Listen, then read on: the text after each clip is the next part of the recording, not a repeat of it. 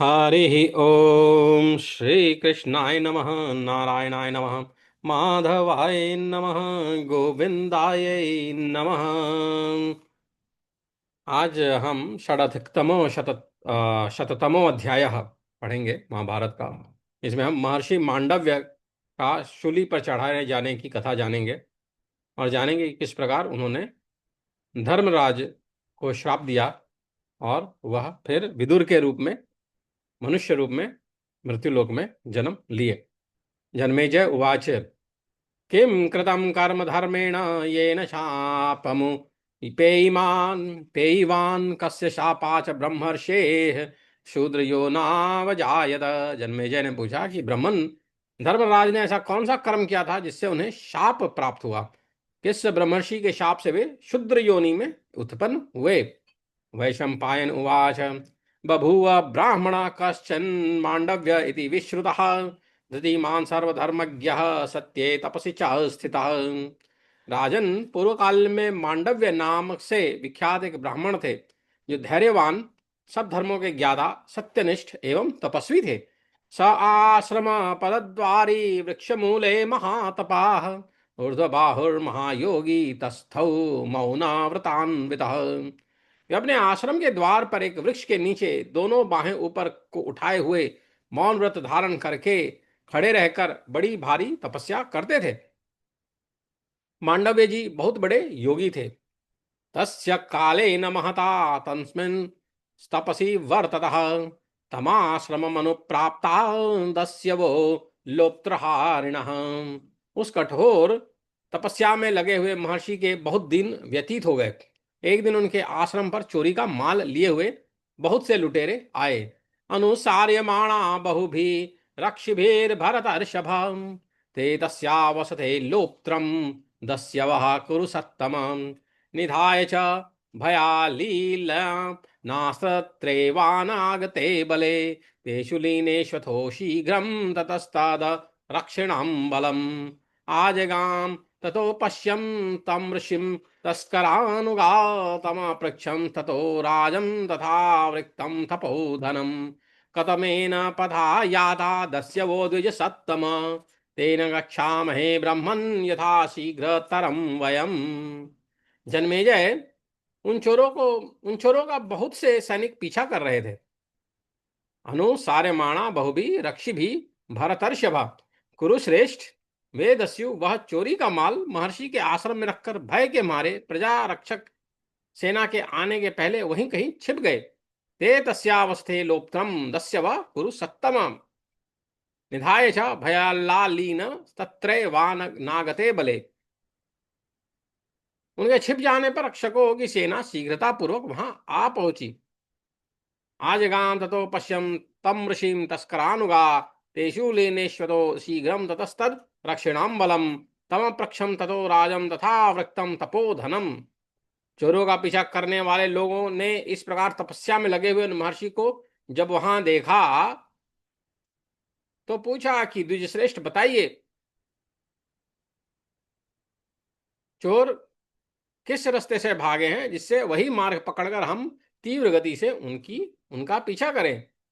राजन, उन रक्षकों के इस प्रकार पूछने पर तपस्या के धनी उन महर्षि ने भला बुरा कुछ भी नहीं कहा। तथा तु रक्षिणाम तेषाम ब्रवुताम ब्रूवताम स तपोधनः न किंचित वचनम राजन न ब्रवीद साधु साधु वा। तब उन राजपुरुषों ने उस आश्रम में ही चोरों को खोजना आरंभ किया और वहीं छिपे हुए चोरों तथा चोरी के माल को भी देख लिया। ततस्ते राजपुरुषा विचिन्वानास्तमाश्रमम् तदा दृशुस्तत्र लीनांस्तांश्चोरांसद द्रव्यमेव च। फिर तो रक्षकों को मुनि के प्रति मन में संदेह उत्पन्न हो गया और वे उन्हें बांधकर राजा के पास ले गए। वहां पहुंचकर उन्होंने राजा से सब बातें बताई और उन चोरों को भी राजा के हवाले कर दिया। ततः शंका समभवत रक्षिणाम तम मुनिम प्रति संयम्येनम ततो राज्ञे दस्युंश्चैव न्यवेदयन्। राजा ने उन चोरों के साथ महर्षि को भी प्राण दंड की आज्ञा दे दी। रक्षकों ने उन महातपस्वी मुनि को नहीं पहचाना और उन्हें शूली पर चढ़ा दिया। तम राजा सह तै चोरेरन्वशाद वध्यमिति स रक्षिभिस्तैर्ज्ञातः शूले प्रोतो महातपाः। इस प्रकार वे रक्षक मांडव्य मुनि को शूली पर चढ़ाकर वह सारा धन साथ ले राजा के पास लौटे। ततस्ते शूलमारोप्य तम मुनिम रक्षिणस्तदा प्रति जग मुर्महीपालम धनान्यादाय तान्यथ। शूलस्थ स तु धर्मात्मा कालेन महता ततः निराहारोपि विप्रर्षेर्मरणम नाभ्यपद्यत। धर्मात्मा महर्षि मांडव्य दीर्घ काल तक उस शूल के अग्रभाग पर बैठे रहे, वहां भोजन न मिलने पर भी उनकी मृत्यु नहीं हुई। वे प्राण धारण किए रहे और स्मरण मात्र करके ऋषियों को अपने पास बुलाने लगे। शूली की नोक पर तपस्या करने वाले उन महात्मा से प्रभावित होकर सभी तपस्वी मुनियों को बड़ा संताप हुआ। वे रात में पक्षियों का रूप धारण करके वहां उड़ते हुए आए और अपनी शक्ति के अनुसार स्वरूप को प्रकाशित करते हुए उन विप्रवर मांडव्य मुनि से पूछने लगे। धारयामास प्राणान ऋषींश्च समुपानयत् शूलाग्रे तप्यमानेन तपस्तेन महात्मना संतापम परम जग्मुर्मुनयस्तपसान्विताः ते रात्रौ शकुना भूत्वा सन्निपत्य तु भारत दर्शयन्तो यथाशक्ति तमा पृच्छन् द्विजोत्तमम्। तमा पृच्छन् उनसे पूछा, क्या पूछा? श्रोतुमिच्छामहे ब्रह्मन् किं पापं कृतमानसि येनेह समनुप्राप्तं शूले दुःख भयं महन्। ब्रह्मन, हम सुनना चाहते हैं कि आपने ऐसा कौन सा पाप किया है जिससे यहाँ शूल पर बैठकर यह महान कष्ट आपको प्राप्त हुआ है। तो आगे सप्ताधिकतमो शततमो अध्याय हमें पढ़ेंगे कि मांडव्य का धर्मराज को शाप देना। वैशंपायन उवाच। वैशंपायन जी कहते हैं कि राजन, तब उन मुनिश्रेष्ठ ने उन तपस्वी मुनियों से कहा कि मैं किस पर दोष लगाऊं, दूसरे किसी ने मेरा अपराध नहीं किया है। तथा सा मुनि शार्दूलस्तानुवाच तपोधनान दोषतः कम गमिष्यामि नहीं मेन्योपराध्यति। महाराज, रक्षकों ने बहुत दिनों तक उन्हें शूल पर बैठे देख राजा के पास जा वहां वह सब समाचार ज्यों का त्यों निवेदन किया। तम दृष्ट्वा रक्षिणस्तत्र तथा बहु तीर्थेहनि न्यवेद यमस्तथा राज्ञे यथावृत्तम नराधिपन्। उनकी बात सुनकर मंत्रियों के साथ परामर्श करके राजा ने शूली पर बैठे हुए उन मुनिश्रेष्ठ को प्रसन्न करने का प्रयत्न किया।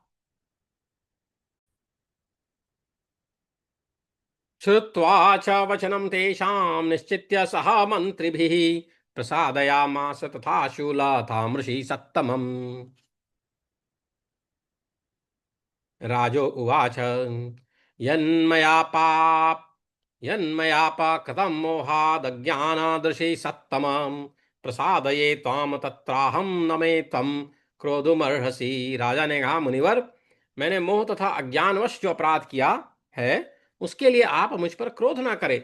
मैं आपसे प्रसन्न होने के लिए प्रार्थना करता हूं। वैशंपायन उवाच। एवं मुक्तः ततो राज्ञा प्रसादं करोन्मुनिः कृता प्रसादं राजादं तदा समवतारयत्। जन्मेजय, राजा के यों कहने पर मुनि उन पर प्रसन्न हो गए। राजा ने उन्हें प्रसन्न जानकर शूली से उतार दिया। नीचे उतारकर उन्होंने शूल के अग्रभाग के सहारे उनके शरीर के भीतर से शूल को निकालने के लिए खींचा। खींचकर निकालने में असफल होने पर उन्होंने उस शूल को मूल भाग में काट दिया। एवं मुक्ता तथो राज्ञा प्रसादं करोन्मुनिः कृता प्रसादं राजा तं तथा समवातारयत्। अवतार्य च शूलाग्रादा तशूलं निश्चकर्षः अशक्नुवंश निष्क्रंष्टुं शूलमूले सचिच्छदे। तब से वे मुनि शूल अग्र भाग को अपने शरीर के भीतर लिए हुए ही विचरने लगे। उस अत्यंत घोर तपस्या के द्वारा महर्षि ने ऐसे पुण्य लोगों पर विजय पाई जो दूसरों के लिए दुर्लभ है। स तथांतर्गत तैनेव शूलेन व्यचरन् मुनिः तेनाति पत्पसा लोकान् विजिज्ञे दुर्लभान् परैः। अणि कहते हैं कि शूल के अग्रभाग को उससे युक्त होने के कारण में मुनि तभी से सभी लोकों में अणि मांडव्य कहलाने लगे। एक समय परमात्म तत्व के ज्ञाता विप्रवर मांडव्य ने धर्मराज के भवन में जाकर उन्हें दिव्य आसन पर बैठे देखा। उस समय उन शक्तिशाली महर्षि ने उन्हें उलाहना देते हुए कहा कि मैंने अनजाने में कौन सा ऐसा पाप किया था जिसके फल का भोग मुझे इस रूप में प्राप्त हुआ। मुझे शीघ्र इसका रहस्य बताओ, फिर मेरी तपस्या का बल देखो। अणिमांडव्य इति च ततो लोकेषु गीयते, स गत्वा सदनं विप्रो धर्मस्य परमात्मवेत्। आसनस्थं ततो धर्मं दृष्टवोपालभत् प्रभुः, किं नु तद् दुष्कृतं कर्म मया कृतं जानता। यस्येयं फल निर्वृत्तिरीदृश्या साधिता मया, शीघ्रमाचक्ष्व मे तत्त्वं पश्य मे तपसो बलम। धर्म उवाच, धर्म कहते हैं, धर्मराज कहते हैं, तपोधन, तुमने फतिंगों के पुच्छ भाग में सीक घुसेड़ दी थी, उसी कर्म का यह फल तुम्हें प्राप्त हुआ है। पतिंगा कान पुच्छेषु त्वयेशिका प्रवेशिता, कर्मणस्तस्य ते प्राप्तं फलमेतत् तपोधन।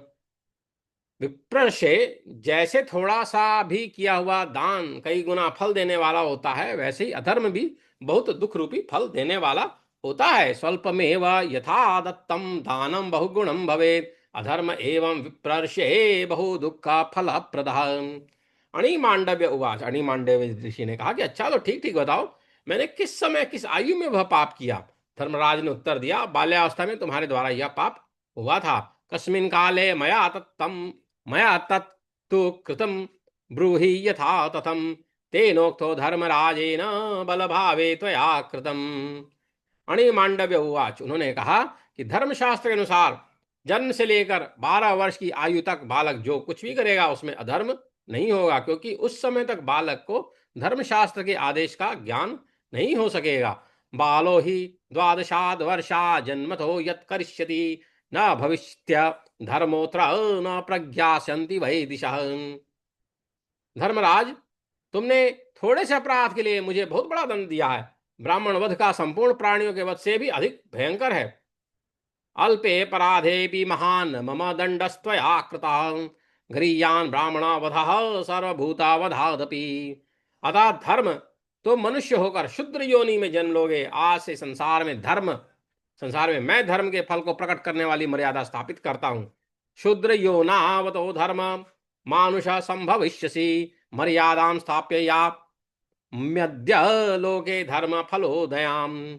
14 वर्ष की उम्र तक किसी को पाप नहीं लगेगा, उससे अधिक की आयु में पाप करने वाले को ही दोष लगेगा। आ चतुर्दश काद वर्षान भविष्यति पातकम, परतः कुर्वतामेवं दोषा एव भविष्यति। वैशंपायन उवाच, वैशंपायन ऋषि कहते हैं कि राजन, इसी अपराध के कारण महात्मा मांडव के शाप से साक्षात धर्म ही विदुर रूप से शूद्र योनि में उत्पन्न हुए। वे धर्मशास्त्र एवं अर्थशास्त्र के पंडित, लोभ और क्रोध से रहित, दीर्घदर्शी, शांति परायण तथा कौरवों के हित में तत्पर रहने वाले थे। इस प्रकार कहा उन्होंने। एतेन त्वपराधेन शापात् तस्य महात्मनः, धर्मो विदुर रूपेण शूद्रयो नावजायत।